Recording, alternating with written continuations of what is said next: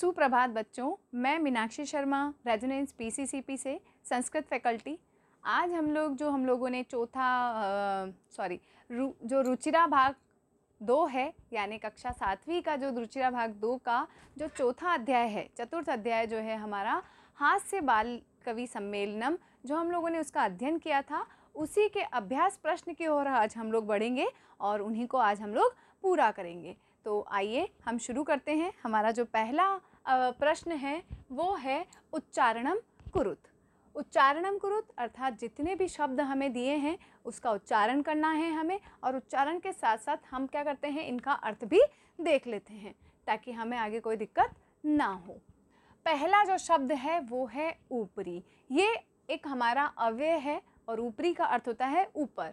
दूसरा है अधः। अधः का अर्थ होता है नीचे, ये भी हमारा अव्यय है और लगभग ये सारे शब्द हमारे अव्यय ही हैं। तो उच्चई जोर से, निच्चई नीचे, बहि बाहर, अलम मत यानी मत करो, इस अर्थ में हम अलम का प्रयोग करते हैं तृतीय विभक्ति के साथ। कदापि, यहाँ दो हैं, कदा प्लस अपि, कभी भी। अंतः अंदर, पुनः फिर से, कुत्र कहाँ, कदा कब, एकदा एक बार। तो इस तरीके से ये हमें कुछ अव्यय दिए हुए हैं, इनका उच्चारण और प्लस इसके अर्थ को हमने समझा। अब हम बढ़ते हैं दूसरे प्रश्न की ओर।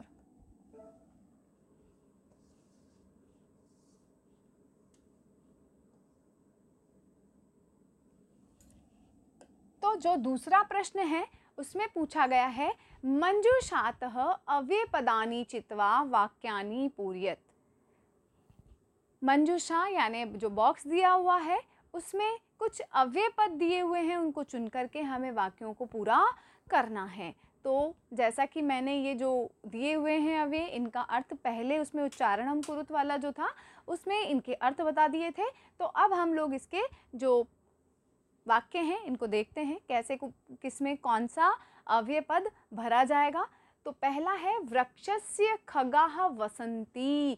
वृक्षस्य पेड़ के, खगा पक्षी, वसंती यानी रहते हैं। तो पेड़ के कहाँ कहेंगे, अलम मत, अंतः अंदर, बहि बाहर, अधः नीचे, ऊपरी यानी ऊपर। तो पेड़ के ऊपर पक्षी रहते हैं। तो सबसे पहला जो है हमारा यहाँ आएगा अव्यय ऊपरी, पेड़ के ऊपर पक्षी रहते हैं। ठीक है, फिर है विवादेन। विवाद का मतलब होता है झगड़ा। तो झगड़े को क्या करना चाहिए, नहीं करना चाहिए। तो हम यहाँ अलम अव्यय का प्रयोग करेंगे। वैसे भी अलम जो हमारा अव्यय है उसके साथ हमेशा तृतीया विभक्ति का ही प्रयोग किया जाता है, और विवादेन जो हमारा शब्द है वो तृतीया विभक्ति में है। तो अर्थ अलम विवादेन का अर्थ होता है झगड़ा मत करो।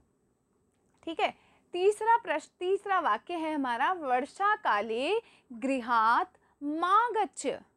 वर्षा काले यानी बारिश के समय, गृहात घर से, मा यानी मत, गच्छ यानी जाओ। बारिश के समय घर से मत जाओ, तो अंदर मत जाओ, बाहर मत जाओ, नीचे मत जाओ, क्योंकि ये तो हमने भर ही दिए दो। तो हम क्या कहेंगे कि बारिश के समय बाहर मत जाओ। तो तीसरा अव्यय आएगा हमारा बहि। ठीक है, चौथा जो वाक्य है, मंचस्य श्रोतारः उपाविष्टा सन्ति। मंचस्य मंच के, श्रोतारः सुनने वाले, उपाविष्टः बैठे, सन्ति यानी हैं। तो मंच के श्रोता सुनने वाले बैठे हैं, तो मंच के क्या क्या बचा हमारे पास, अंतः यानी अंदर और अधः यानी नीचे। तो मंच के नीचे, जैसा कि हमने चैप्टर में पढ़ा था, मंच के नीचे कविता को सुनने वाले बैठे हैं। ठीक है, ऊपर तो कौन बैठे थे, कवि बैठे थे, और नीचे श्रोता बैठे हुए थे। अगला है छात्राः विद्यालयस्य प्रविशन्ति। छात्र यानी जो विद्यार्थी हैं विद्यालय के, प्रविशन्ति प्रवेश करते हैं। तो अंत जो लास्ट में बचा है अंतः, तो इसका अर्थ होता है अंदर। तो छात्र विद्यार्थी जो हैं विद्यालय के अंदर प्रवेश कर रहे हैं या करते हैं, दोनों का प्रयोग हम कर सकते हैं। तो ये हो गया हमारा प्रश्न नंबर 2। अब बढ़ते हैं हम लोग प्रश्न 3 की ओर।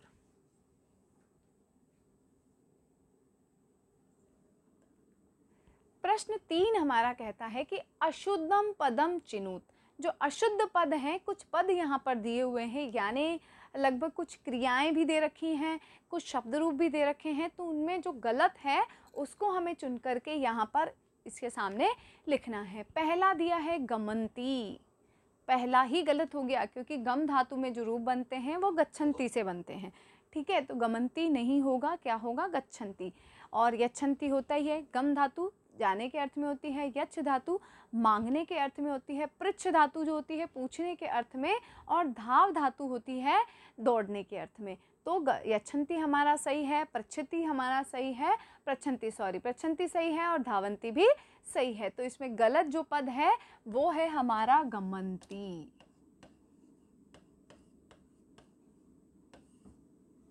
और ये सब हम जब हमें धातु रूप याद होंगे तो हमें ये धातु रूप और शब्द रूप जब हमें याद होंगे तो ये पद को चुनना भी हमारे लिए आसान होगा। यहाँ दिया हुआ है रामेण, गृहेण, सर्पेण और गजेण। तो वैसे तो ये सब सही हैं, तृतीय विभक्ति के हैं, लेकिन इसमें गलती कहाँ पर है, तो यहाँ पर गलती है गजेण में। क्यों? क्योंकि रामेण में र है, तो जब भी किसी भी शब्द रूप जब हम लोग करते हैं, देखते हैं उसमें, तो र अगर होता है तो तृतीय विभक्ति हो या फिर षष्ठी विभक्ति हो तो हम ण का प्रयोग करते हैं। जिसमें रामेण में र आ गया तो ण होगा, गृहेण में भी ये री आ गया तो ण होगा, और सर्पेण में भी र आ गया तो ण होगा। लेकिन यहाँ कोई र नहीं है तो इसीलिए गजेण नहीं होगा, उसकी जगह क्या होगा, गजेण न आएगा। ठीक है, तो पद कौन सा गलत है हमारा, पद है हमारा गजेण। ठीक है, ये हमारा पद गलत है। फिर है लतिया, मातिया, रमिया और निशिया। ठीक है, तो लतिया हमारा सही है, रमिया भी हमारा, क्योंकि ये आकारांत रूप है। लता आकारांत स्त्रीलिंग, रमिया रमा आकारांत स्त्रीलिंग, और निशिया यानी निशा से हम बनाते हैं, ये भी आकारांत स्त्रीलिंग। तो ये तीनों सही है। मातृ जो है वो हमारा मातृ ऋकारांत है, तो इसका जो गलत है वो है हमारा मातया, गलत पद। तृतीय भक्ति का मातृ से मातया नहीं बनता।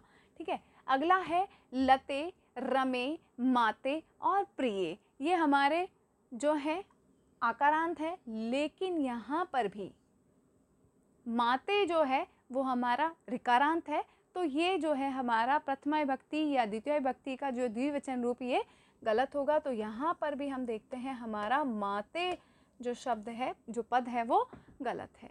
अगला है लिखती, गर्जती, फलती और सेवती। ये 4 धातुएं दे रखी हैं, तो लिखती बिल्कुल सही है क्योंकि ये परस्मैपदी में हम रूप बनाते हैं, लिखती, लिखतः, लिखन्ति। गर्जती भी गर्जना करने के अर्थ में होता है, ये गर्जती, गर्जतः, गर्जन्ति। फल से भी फलती, फलतः, फलन्ति। लेकिन सेव धातु जो होती है वो आत्मनेपदी में होती है और उसके रूप चलते हैं सेवते, सेवेते, सेवन्ते। तो सेवती नहीं होता, तो हमारा इसका भी ये वाला जो पद है वो गलत है। ठीक है, तो इस तरीके से हम इस प्रश्न को करेंगे।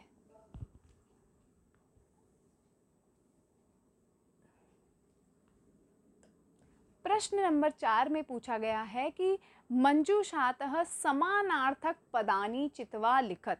मंजूषा में जो समानार्थी हैं उसी के समान जो अर्थ देते हैं उसको हमें देखना है और उसको लिखना है। ठीक है, सबसे पहला दिया हुआ है प्राप्य। प्राप्य यानी प्राप्त करना।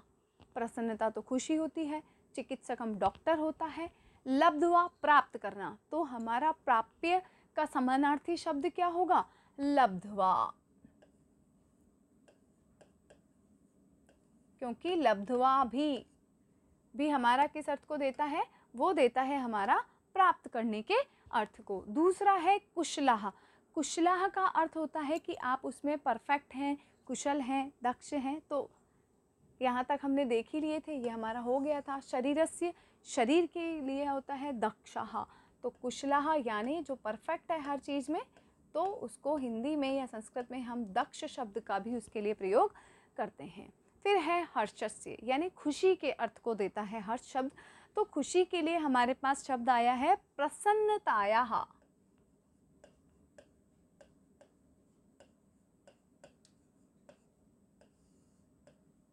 तो ये इसका समानार्थी शब्द होगा। फिर है देहस्य। देह शब्द शरीर के अर्थ में होता है, तो इसके लिए शब्द दिया हुआ है हमारे पास शरीरस्य।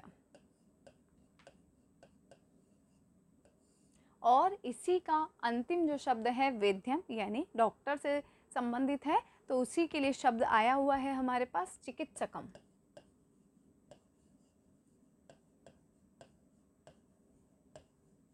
तो इस तरीके से समानार्थी शब्दों को हम लोग पूरा करेंगे। अगला जो प्रश्न है प्रश्न नंबर 5।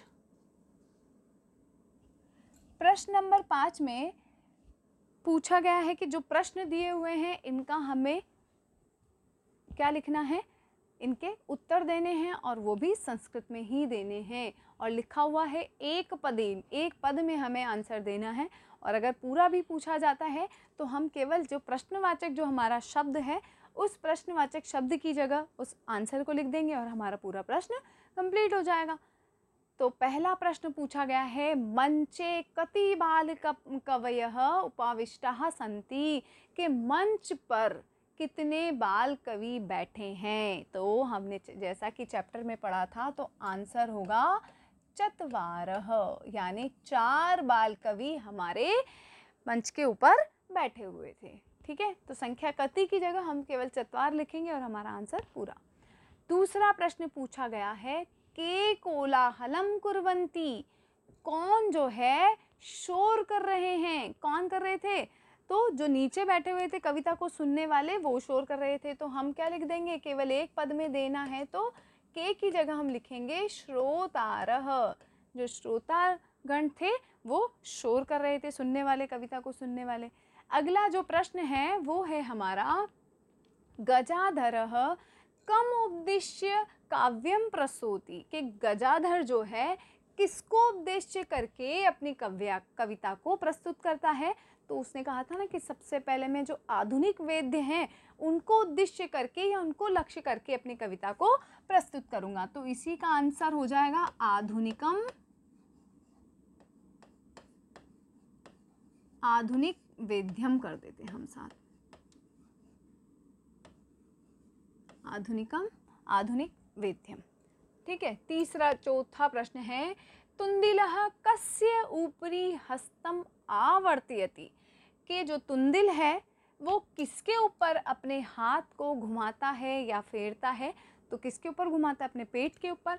तो तुंद यहाँ कस्य है षष्ठी भक्ति, आंसर भी होगा तुंदस्य, अपने पेट के ऊपर, तोंद जो होती है उसके, तो तुंदस्य ऊपरी हस्तम आवर्तयति। अगला लोके पुनः पुनः कानि भवन्ति, के संसार में बार बार क्या आ जाते हैं, क्या हो सकते हैं। तो कहा था ना कि जो शरीर हैं वो तो बार बार आ जाते हैं, लेकिन फ्री का जो भोजन है शरीराणि, सॉरी इसको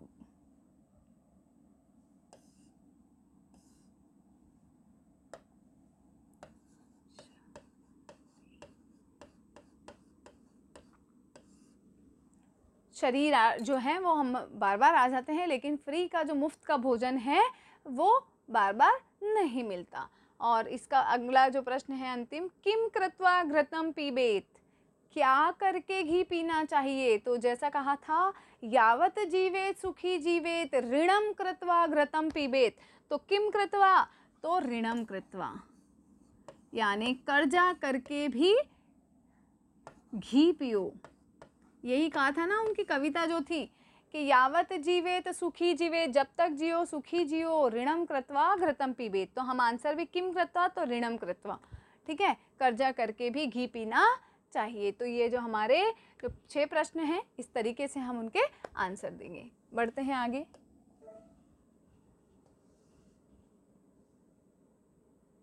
अब पहले हम लोग इसको देखते हैं फिर आगे बढ़ेंगे इसको। मंजूषातः पदानि चित्वा कथायाः पूर्तिं कुरुत, के मंजूषा में जो पद दिए हैं उनको चुन करके हमें इस कथा को पूरा करना है, पूरा भरना है। तो ये कथा एक बार में तो हमारे पास पूरी नहीं आ पाएगी, हम कोशिश करते हैं जितनी हम इसमें ले सकते हैं। पहले शब्दों को देख लेते हैं, ऊपर जो पद दिए हुए हैं उनका अर्थ देखते हैं और फिर इसमें भरने की कोशिश करते हैं। तो पहला शब्द है नासिकायाम एव। तो नासिकायाम नाक में, और एव यानी ही, तो नाक में ही, वारम वारम बार बार, खड्गेन तलवार से, खड्ग यानी तलवार, और तृतीय भक्ति तो तलवार से, दूरम दूर, मित्रता दोस्ती, मक्षिका मक्खी, व्यजनेन पंखे से। जो व्यजन शब्द होता है पंखे के अर्थ में होता है तृतीय भक्ति, इसीलिए हम कह रहे हैं पंखे से। उपाविशत बैठी, छिन्नः कट गई, सुप्तः सोना, और प्रिय यानी प्रिय।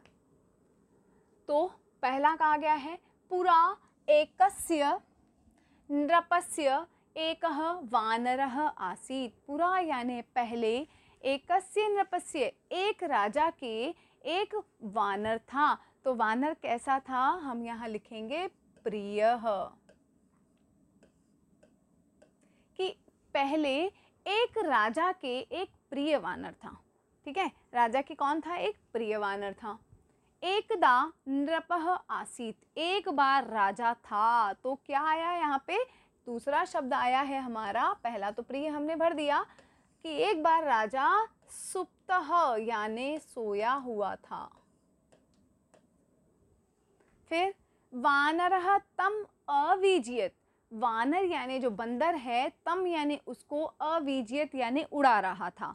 तो क्या उड़ा रहा था, तो पंखे से जो है हवा कर रहा था। अब यहाँ हम लिखेंगे व्यजनेन, भाई पंखे से उसको हवा कर रहा था, कि बंदर जो है पंखे से उसको हवा कर रहा था। उस किसके, आपको जैसा कि चित्र में दिख रहा होगा, पंखा नहीं है, उसके हाथ में तलवार है, लेकिन वो वहीं बैठा हुआ है, तो वो पंखे से राजा को हवा कर रहा है, उसने पाल रखा है जो बंदर है। तदेव एका नृपस्य नासिकायाम, तदेव यानी तब ही, एका यानी एक, अब एक कौन, मक्षिका, एक जो मक्खी है वो क्या करती है, नृपस्य नासिकाम, राजा की नाक पर क्या करेगी, उपाविशत बैठ जाती है। मक्खी क्या करती है, राजा की नाक पर बैठ जाती है। यद्यपि वानरः व्यजनेन ताम निवार्यति स्म, यद्यपि बंदर क्या करता है, व्यजनेन पंखे से, ताम यानी उसको, निवार्यति स्म, निवार्यति यानी वो उसको क्या करता है, उसको दूर करता है। अब दूर कैसे करेगा, तो दूर उसको बार बार, वारम वारम, बार बार पंखे से उसको दूर करता है। तथापि फिर भी, सा पुनः पुनः नृपस्य, फिर भी वह बार बार राजा की, उपाविशति स्म बैठ जाती है। तो कहाँ बैठती है, नासिकायाम एव, नासिका पर ही बैठती है, नाक पर ही बैठ जाती है। तो नासिकायाम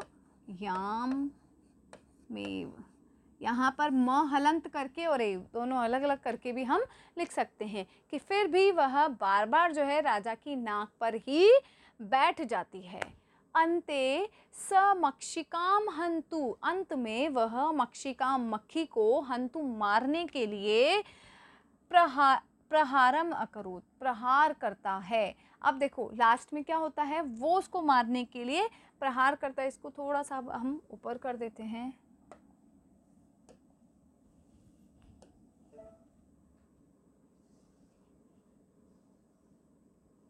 ठीक है, तो यहाँ से हम इसको कंप्लीट करेंगे। तो वहाँ तक हमने भरा था कि वो जो है बार बार, फिर भी वह पुनः जो है राजा की नाक पर ही बैठ जाती है। अंत में स मक्षिकाम हंतुम प्रहारम अकरोत। अब प्रहार जब करने की बात आती है तो वो किससे, हमारे पास शब्द आया था,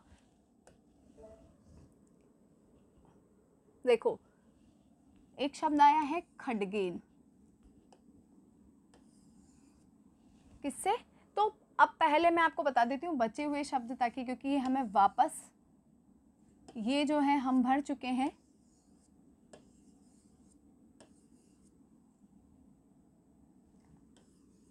तो हम इनको शब्दों को याद रखते हैं और इसको पूरा करेंगे। एक तो शब्द बचा है खड्गेन, तलवार से, दूरम, दूर, मित्रता और छिन्ना। ये 4 शब्दों को हमें आगे भरना है।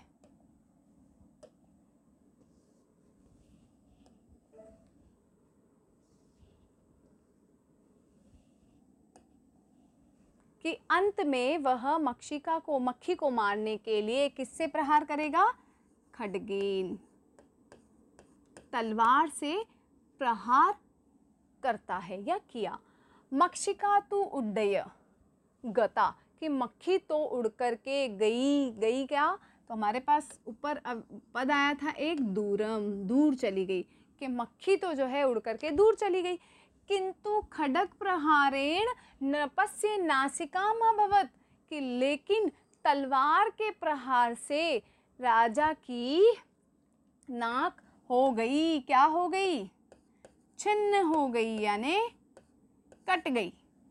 जैसे उससे तलवार से प्रहार किया तो मक्खी तो उड़ गई और राजा की नाक जो है तलवार से कट गई। अतः एव उच्यते, अतः एव का मतलब होता है इसीलिए, उच्यते यानी कहा गया है। मूर्ख जनै सह न उचिता, मूर्ख जने यानी जो मूर्ख लोग हैं, सह यानी साथ, न उचिता उचित नहीं है। क्या उचित नहीं है? तो अंतिम जो पद है वो है हमारा मित्रता, कि मूर्ख जनों के साथ मित्रता जो है उचित नहीं है। तो ये हो गया हमारा अध्याय, यहीं पर समाप्त। आप लोगों को समझ में आया होगा। बहुत बहुत धन्यवाद।